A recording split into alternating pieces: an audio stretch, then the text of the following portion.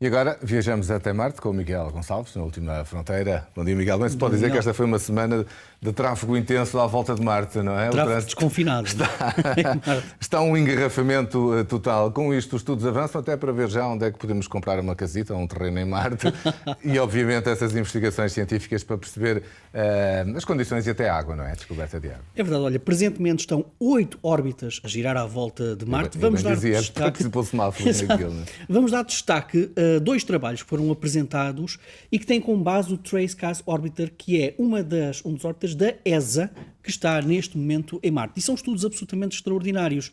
E que, vamos ao primeiro, que nos fala da proporção entre deutério e hidrogênio. Deutério é hidrogênio pesado, tem mais um neutrão no seu núcleo, e esta relação deutério e hidrogênio ajuda os cientistas a perceberem água. Por onde é que andou a água? Por onde é que ela escapou? E todas essas relações que nós precisamos saber claramente em Marte, porque Marte já foi um planeta em tudo muito parecido com a Terra e depois a água desapareceu.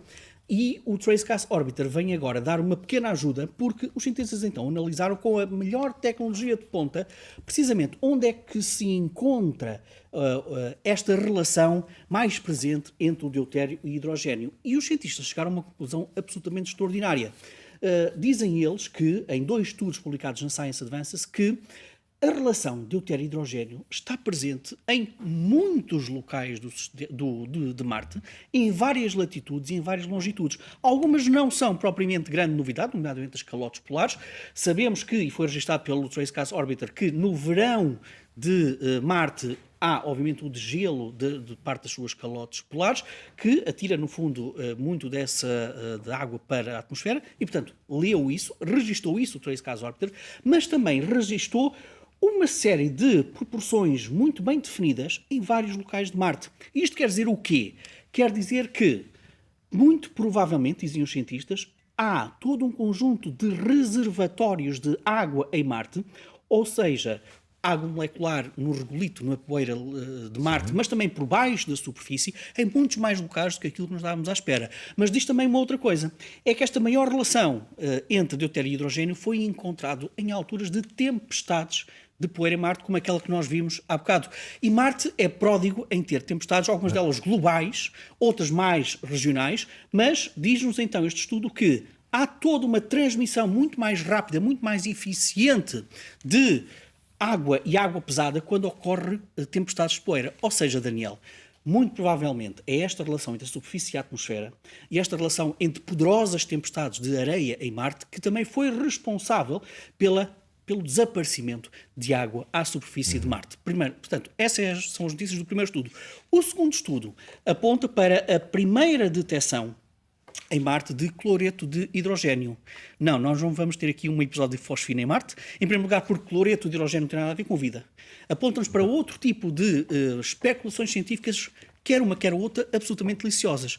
O cloreto de hidrogênio, ou pelo menos aquilo que nós conhecemos e que é referido neste estudo, aponta também para a poeira e aponta também para Marte.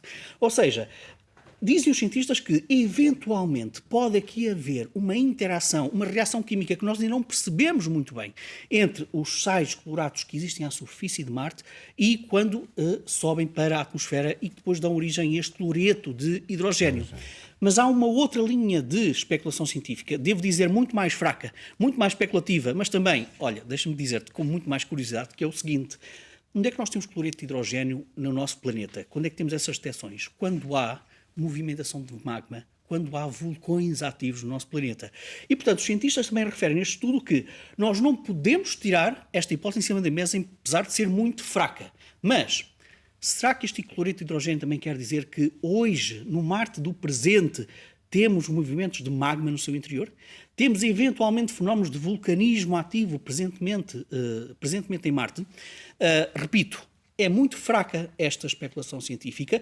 Precisávamos ter aqui outra detecção de outros elementos químicos, nomeadamente dióxido de enxofre, para perceber se há ou não movimentos de magma. Sabemos que o Lander InSight registrou terremotos em Marte, mas Marte não tem placas tectónicas como na Terra. Sim. Portanto, há ali toda uma série de mecanismos por baixo que nós temos que perceber. Mas, de qualquer forma, seja uma relação explícita entre a poeira e a atmosfera ou vulcões, são igualmente preciosos. Por último, um último estudo da NASA que andou à procura de quais são os melhores locais do planeta Marte para encontrarmos gelo à superfície ou água mais acessível. Olha, é um estudo que junta dados de muitas sondas, de muitas missões, e que identificou 2 locais, no mapa de Marte que nós vamos ver, 2 locais que são claramente, dizem os cientistas da NASA, os mais acessíveis. Olha, e ainda bem que se encontra numa zona mais ou menos equatorial de Marte, porque aterrar em Marte nunca é fácil, mas aterrar no Equador é menos difícil do que nos polos. E estes locais são Arcádia Planitia e Deuteronilus Mensae, e que isto encontram-se em latitudes médias de Marte. E, portanto, dizem os cientistas da NASA que os nossos sonhos de uma presença humana em Marte, se calhar vamos apontar para estes 2 locais. São planícies onde o gelo está mais acessível. Portanto, Marte apresenta-nos não só notícias do presente, mas, olha, também do futuro.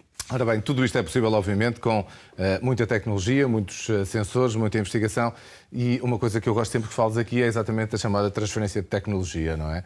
Porque muita gente se questiona sempre porque é que se gasta tanto dinheiro neste tipo de explorações, mas depois na Terra acabamos por tirar partido disso. Nós provavelmente precisaríamos de toda uma edição de Última Fronteira para explicar que se calhar não é tanto o dinheiro que se investe assim, tendo em conta até o retorno não, passávamos que se tem. Aqui muitas horas. Exato, tendo em conta o retorno que nos dá o espaço. Mas olha, o rover Perseverance da NASA, que esperamos nós, na próxima semana irá aterrar em Marte, na Carteja Zero, já tem tecnologia que neste momento no nosso planeta já está a revolucionar algumas áreas e a salvar vidas. Olha, vou dar o exemplo de uma tecnologia de recolha de amostras que está no fundo do braço robótico deste Perseverance e que tem uma espécie de uma broca absolutamente revolucionária.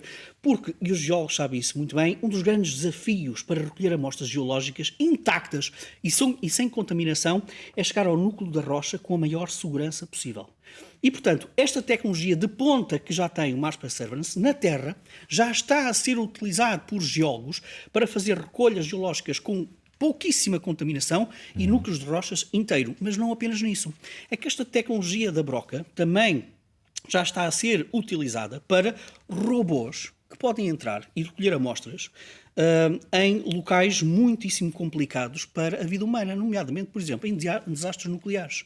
Em lugares em que é preciso fazer recolha com segurança de amostras, mas que o ser humano tem dificuldade. Portanto, já está neste momento a revolucionar esta tecnologia aqui na Terra. Depois, olha, uma outra tecnologia que que nós gostamos muito, certamente, é ao nível do multimédia. Sabes que este Perseverance tem mais de 27 câmaras de alta resolução. Pela primeira vez a NASA vai tentar gravar e tirar imagens em alta definição da aterragem deste rover e para isso é preciso não apenas câmaras de alta resolução, mas também uma placa de rede que consiga, com perfeita harmonia, fazer a ligação entre a eletricidade e todos os outros componentes das câmaras. E foi isso que fez uma empresa que trabalhou com a NASA, com os requisitos, esta placa que nós estamos a ver, com os requisitos da NASA, que são extremamente exigentes, mas esta placa já está a ser comercializada na Terra e, segundo dizem alguns de quem já comprou, das empresas que já compraram esta placa, vai revolucionar a qualidade de imagem e de som que nós vamos ter futuramente também nos computadores. Olha, um outro exemplo. Ultravioleta profundo. O Perseverance tem um instrumentozinho que utiliza uma tecnologia revolucionária de ultravioleta profundo, que vai tentar perceber onde é que anda o carbono mais ou menos escondido, que possa dar ideias, possa dar pistas sobre vida do passado em Marte.